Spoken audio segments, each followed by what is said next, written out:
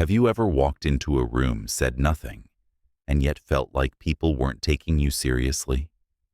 Or maybe you've met someone who barely spoke, but when they did, everyone listened. There's an invisible language being spoken before words ever come out of your mouth. And it has nothing to do with how loud your voice is, how tall you are, how stylish your clothes are, or how many muscles you've built. It has to do with your energy, and more specifically, the energy you're leaking without even knowing it.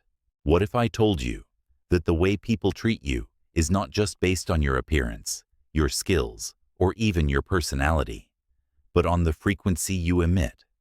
That there's something beneath your words, beneath your actions, that others feel instinctively. Something that tells them whether you're grounded or hollow, clear or chaotic, charged or drained. This is what Carl Jung hinted at when he described the unconscious as a hidden driver of perception. He said the meeting of two personalities is like the contact of two chemical substances. If there is any reaction, both are transformed. But here's the catch. If one of those substances is so diluted that there's no core left to react to the interaction, becomes nothing. You fade into the background. You're overlooked, or worse, disrespected. And the most overlooked reason for this: leaking sexual energy. No one talks about this. No one teaches this, but everyone feels it. When your sexual energy is not contained, when it's not rooted, when it's not consciously directed, it spills out into your body language, your tone, your decisions, your nervous system, and your relationships. It creates an aura that says, I'm not whole, I'm restless, I'm needy, I'm leaking, and other people, especially those who are attuned, pick up on that.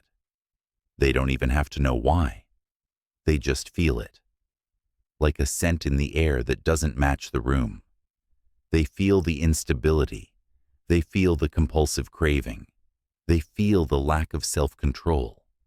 And what's worse, they feel the absence of inner fire. Let's pause right there and make something clear. Sexual energy is not bad. In fact, it's one of your greatest sources of power. It's not just about sex. It's about creativity, drive, magnetism, and force of being. It's the raw material from which your confidence is born.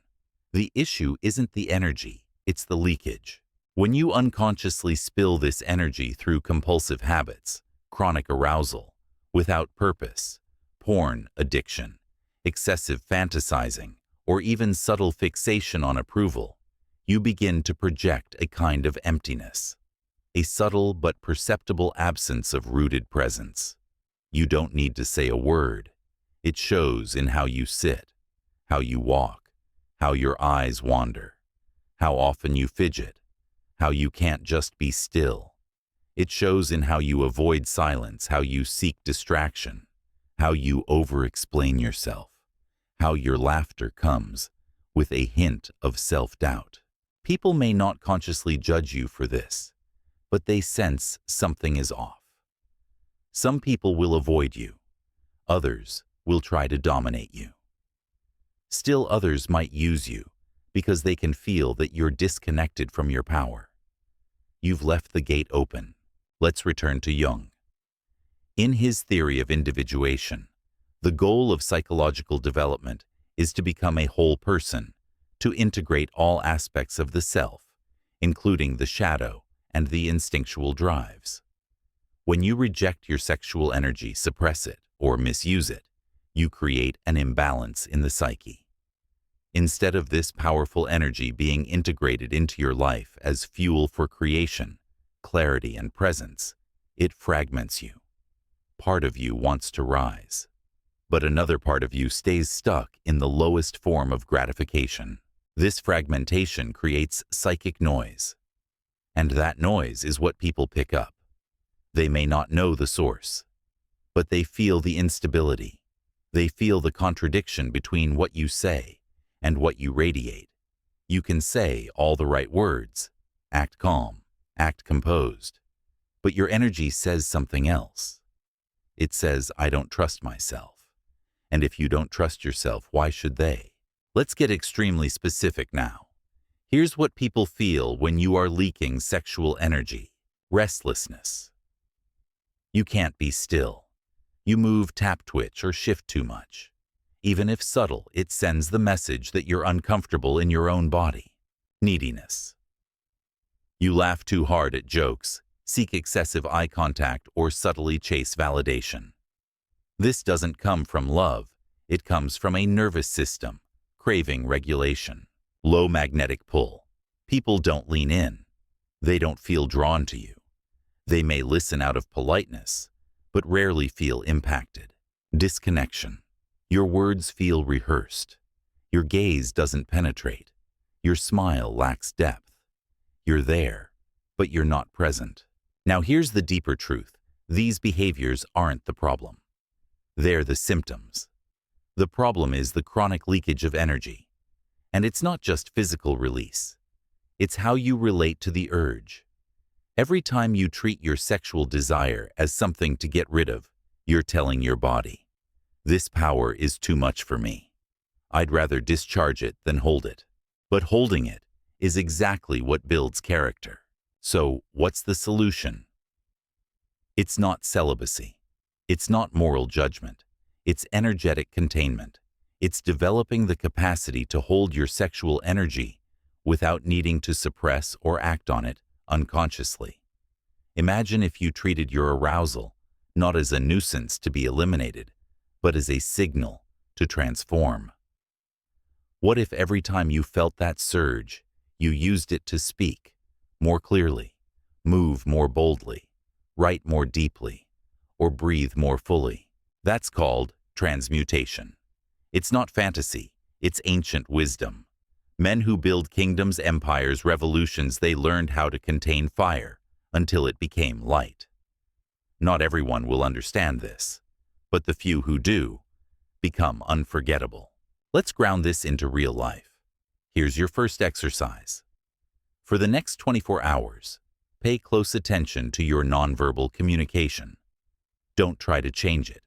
Just observe. Do you slouch? Do you avoid eye contact? Do you cross your arms when you speak? Do you fidget?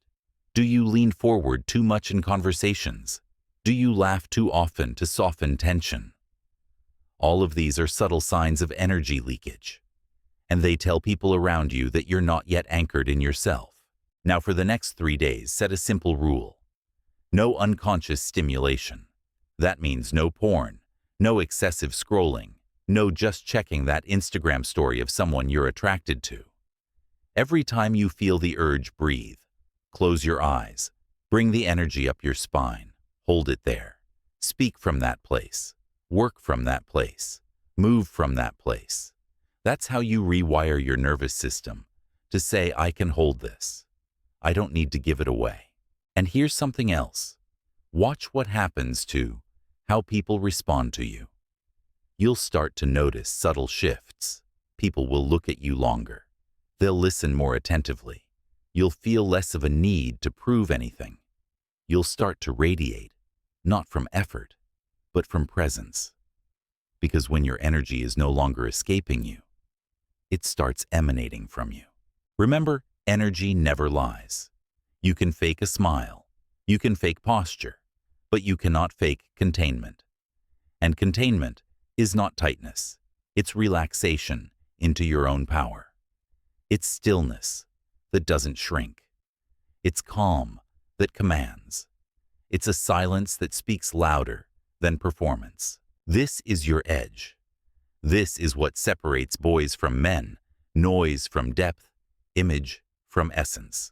So the next time you walk into a room and wonder why people look past you, ask yourself, am I leaking? Or am I holding? Am I trying to be liked? Or am I fully embodied? Am I performing? Or am I present? You have the ability to reverse this pattern, not by force, but by attention, by treating your energy as sacred again, by noticing where you give it away cheaply, by reclaiming it breath by breath. So now I'll leave you with this. What's one subtle habit you've noticed in your posture, in your gaze, in your behavior that might be signaling energy leakage to others? And how will you begin reclaiming that signal starting today? Write it down in the comments.